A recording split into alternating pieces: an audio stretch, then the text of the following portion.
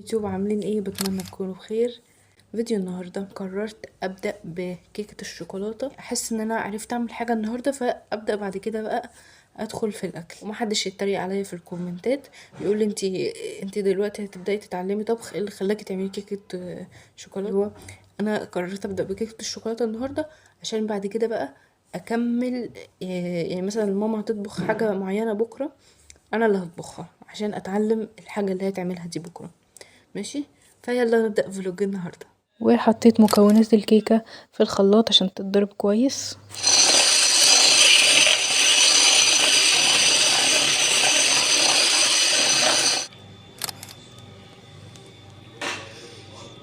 صوص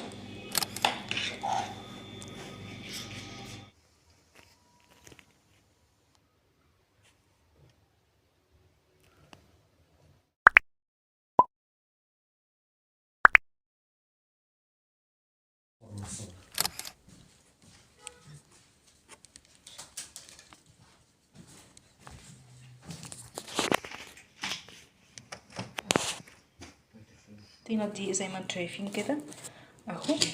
دلوقتي بقى هنحط الخميرة، الملح، الحبة دول كده، مية بنفس كوباية المية اللي احنا حطينا بيها الدقيق.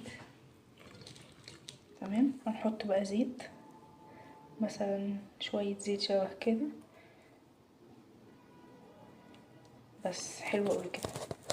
دلوقتي بقى يا جماعة المفروض ان انا هعجن لغاية ما العجينة تتعمل معايا وارجع لكم. شايفين كده يا جماعة بعد ما عجنت العجينة حطيتها في كيس، وبعد كده هحط بقى على الحلة نفسها كيس عشان تخمر واسيبها براحتها خالص. جماعة وما شاء الله البيتزا برضو طلعت تحفة، بس محتاجة اظبط العجينة شوية.